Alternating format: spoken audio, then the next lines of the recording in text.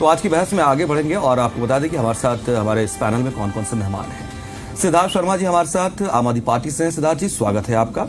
Doctor Anil Gupta ji हमारे साथ BJP से हैं। डॉक्टर अनिल जी बहुत स्वागत है आपका। डॉक्टर अनिल सिंह हमारे साथ कांग्रेस से हैं, बहुत स्वागत है डॉक्टर अनिल आपका भी। प्रदीप नरोला जी बतौर वरिष्ठ पत्रकार हमारे साथ आज पैनल में हैं। प्रदीप जी बहुत स्वागत है आपका। और निरंजन पोद्दार जी हमारे साथ बतौर राजनीतिक विश्लेषक आज के इस पैनल में शामिल है। और पोद्दार जी हमारे साथ हैं पॉलिटिकल एनालिस्ट के तौर पर।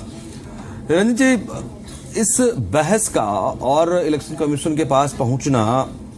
आम आदमी पार्टी की तरफ से वोट को लेकर के, बीजेपी की तरफ से वोट को लेकर के, अगर ये एक स्ट्रैटेजी है, चुनावी स्ट्रैटेजी है दोनों पार्टियों की कहें हम या जो भी है, लेकिन क्या इसका सियासी तौर पर किसी भी दल को कोई फायदा होगा? अगर होगा तो किसको ज्यादा फायदा इस बहस का? देखिए मनोज जी, मैं तो यही कहूंगा कि वास्तव में इसको आप स्मार्ट पॉलिटिक्स बोल सकते हैं, यानी कि चतुर राजनीति का एक जीता जागता और प्रत्यक्ष उदाहरण इसको आप मान सकते हैं। ये बात मैं इसलिए कह रहा हूं क्योंकि देखिए जिस तरीके से दिल्ली की राजनीति, और मैं आपकी डिबेट में भी मैं बहुत बार कह चुका हूं कि मेरे को ये चीज समझ में नहीं आई कि पूरे भारत में जब बीजेपी यानी कि भारतीय जनता पार्टी जब राजनीति करने के लिए जाती है तो विपक्ष को अपनी पिच पे खेलने को मजबूर करती है, और वहां पे जब विपक्ष उनकी पिच पे खेलने के लिए आता है तो भारतीय जनता पार्टी कहीं ना कहीं गेन करके निकलती है और विपक्ष लूज करके निकलता है। लेकिन जब दिल्ली की राजनीति होती है तो भारतीय जनता पार्टी अरविंद केजरीवाल के पिच के ऊपर लगातार खेल करके अपने आप को पता नहीं क्यों गौरवान्वित महसूस करती है। यहां तक भी मैं तो इसको यहां तक भी कहूंगा कि भारतीय जनता पार्टी की रणनीति दिल्ली की कौन बनाता है, इनके यहाँ के जो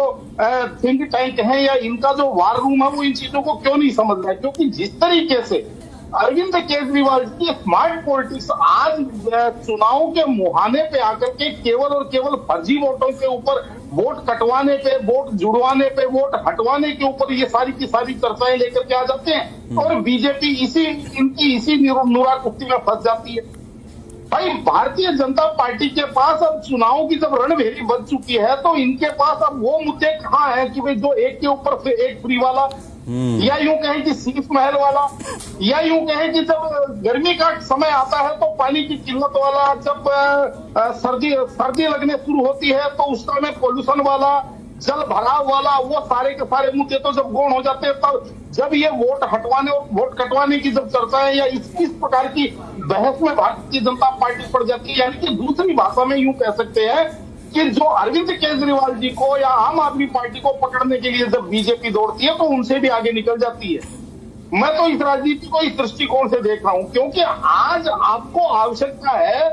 उन चीजों के छिलके उतारने की जिन चीजों को लेकर के आप आम आदमी पार्टी सत्ता में जब आती है और उसके बाद में लगातार पिछले 10 वर्ष से देखा जाता है कि केवल और केवल संघर्ष की, केवल और केवल आरोप प्रत्यारोप की, केवल और केवल जिसको मैं कई बार कह चुका हूं कि नाबालिग राजनीति का जिस तरीके से परिचय दिया जाता है कि उसने मेरा पेंसिल ले लिया, उसने मेरा रबर ले लिया, उसने मेरा स्केल ले लिया, उसने मेरा ये ले लिया, उसने मेरे को ये करने नहीं दिया, जैसे स्कूल के अंदर जो प्राथमिक विद्यालयों के अंदर जैसे बच्चे करते हैं उस प्रकार की राजनीति 5 साल लगातार देखी जाती है चुनाव जीतने के बाद में। तो भारतीय जनता पार्टी को तो इन चीजों के ऊपर मेरे हिसाब से अपना ध्यान केंद्रित करना चाहिए। और रही बात वोट जुड़वाने की, फर्जी वोटों की और असली वोटों की, तो देखिए मनोज जी मुझे ये चीज समझ में नहीं आई कि वोट पड़ने से पहले इन पार्टियों ने अपने अपने वोट गिनती कर दिए कि हमारे 11,000 वोट कटवाने, वो कह रहे हैं इनके 4,000 वोट जो है वो फर्जी वोट है। भाई अगर वोटों का मतदान होने से पहले पता चल गया कि कौन वोट किसका है तो फिर चुनाव करवाने की क्या आवश्यकता? फिर अपने अपने हिसाब से वोटों की गिनती करवा लो और सरकारों की शपथ दिलवा लो। जिनको लगता है कि भाई हमारे इतने वोट ज्यादा है तो वो अपनी शपथ ले ले। भाई मतदान के बाद में ही तो पता चलेगा इन 11,000 कौन व्यक्ति इस पार्टी के प्रशंसक है या कौन पार्टी उस चीज के प्रशंसक है। लेकिन जिसको कहते हैं ना खामखां की राजनीति के अंदर जिस तरीके से दिल्ली की जनता को फंसाया जा रहा है, कहीं ना कहीं मुझे ऐसा लगता है, और मैं बार बार एक ही बात कह रहा हूं कि अरविंद केजरीवाल जी की जो स्मार्ट राजनीति है भारतीय जनता पार्टी कहीं ना कहीं वहां चूक कर रही है। ठीक है सर। मैं निरंजन पोद्दार जी, जो स्थिति इस वक्त है जिसको लेकर हम लोग बात कर रहे हैं, और आपने जो इससे पहले जब आपसे बातचीत हुई तो आपने कहा कि अरविंद केजरीवाल कुछ अलग तरीके की पॉलिटिक्स लेकर आए हैं और वहां अपने ही गेम में वो फंसाते हैं अपने विरोधियों को, और इस तरीके से शायद उनको बढ़त मिल रही है। ठीक, अगर ऐसा ही है तो जो एक रवायत रही है दिल्ली में लोकसभा चुनाव के रिजल्ट और विधानसभा चुनाव के रिजल्ट को लेकर, क्या वो इस बार बदल सकता है कि वहां जो आएगा वो यहां नहीं, यहां जो आएगा वहां नहीं? क्या ये बदल सकता है इस बार अगर स्ट्रेटजी आम आदमी पार्टी की कुछ डिफरेंट है? तो इतनी ताकत है उसमें।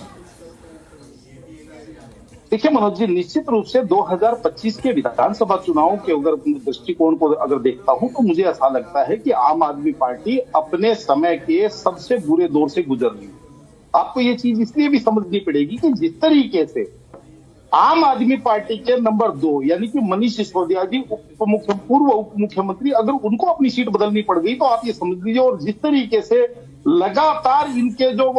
परंपरागत जो विधायक हैं उनकी लगातार टिकटें काटी जा रही है और इनके बड़े बड़े क्षेत्र उनको घर बैठाया जा रहा है, तो इसी चीज से अंदाजा लगा लीजिए कि इनको सहसा इनको इस चीज का एहसास है कि कहीं ना कहीं जनता के अंदर एंटी इनकम्बेंसी, विशेषकर विधायकों के प्रति जनता के अंदर एंटी इनकम्बेंसी बहुत बड़े स्तर पे है। लेकिन वास्तविकता क्या है कि अब मैं फिर बोलूंगा तो कहते हैं ना, वो गाना था ना, मैं बोलूंगा तो बोलेगा कि बोलता है। तो कहने का तात्पर्य यहाँ पे कहानी वही आ रही है, मैं दोबारा से उसी बात की कर रहा हूँ। जैसे गांवों के अंदर दंगल आपने देखा होगा मनोज जी, दंगल के अंदर पहलवान अपने शरीर पे तेल लगा करके आता है, थोड़ा वो ठोकता है, हाँ, जागों को, सीने को, हाँ, दिखाने को तो वो ये दिखाता है कि मैंने वर्जिश करके, मालिश करके अपने शरीर को मजबूत बनाया है। लेकिन हकीकत ये होती है कि वो तेल इसलिए लगा करके आता है ताकि विपक्षी जो उसका प्रतिद्वंदी पहलवान है उसके शरीर पर पकड़ ना बन पाए। कहीं ना कहीं अरविंद केजरीवाल जी जब चुनाव आते हैं तो इसी प्रकार का राई का तेल अपने शरीर पे ज्यादा लीप लेते हैं। अब भारतीय जनता पार्टी यानी समाजवादी की अब इसको अगर पकड़ना है तो लंगोट से पकड़ना पड़ेगा। अगर आप इसको वैसे पकड़ना चाहेंगे तो आप सदा आप ये मान के चलिए वो आपके हाथ से फिसलते रहेंगे। ये बात तो अच्छा निरंजन सर, अभी अनिल जी बार बार, हाँ जी मैं थोड़ा सा, हाँ बोलिए, अनुमति हो तो ना हाँ प्लीज। अभी अनिल जी कह रहे थे कि रोहिंग्या बांग्लादेशी, भाई इसके अंदर तो उंगली आपकी तरफ भी उठती है, क्योंकि गृह मंत्रालय आपके अधीन है, दिल्ली पुलिस आपके अधीन है, एलजी आपके मातहत काम करते हैं। तो अगर यहाँ पे इतनी बड़ी संख्या में रोहिंग्या और ये बसे हुए हैं तो इसका मतलब गृह मंत्रालय, एलजी और आपके दिल्ली पुलिस, इसका मतलब सबके सब नाकारा साबित होते हैं। क्या जनता इस सवाल का प्रश्न नहीं पूछेगी? और इसी प्रकार की राजनीति 2020 में आपने की थी, जब शाहीन बाग के अंदर मामला बना था, माहौल आपके पक्ष में आया, लेकिन आप और आपकी पार्टी के रणनीतिकार, अनिल जी बुरा मत मानना, आपके चाणक्य कहे जाने वाले अमित शाह जी घर घर पर्चे बांट दिए थे, उन्होंने गली गली जाकर के पर्चे बंटवा दिए थे अरविंद केजरीवाल जी ने, और उसके बाद में भी केवल 7 सीटें 70 में से, यानी कि 10% का रिजल्ट। तो कारण क्या था? उस टाइम अरविंद जी को लगा कि हाँ राजनीति बदल गई है, तो फटाक से वो हनुमान मंदिर पहुंचे और वहां टीका लगा करके हनुमान चालीसा किया और राजनीति को वापस जो मैं कह रहा हूँ, इसी नोट पर आपकी इसी बात पे बहुत महत्वपूर्ण ये चर्चा रही है और सुझाव भी बहुत महत्वपूर्ण रहे हैं। आप सभी का बहुत बहुत शुक्रिया।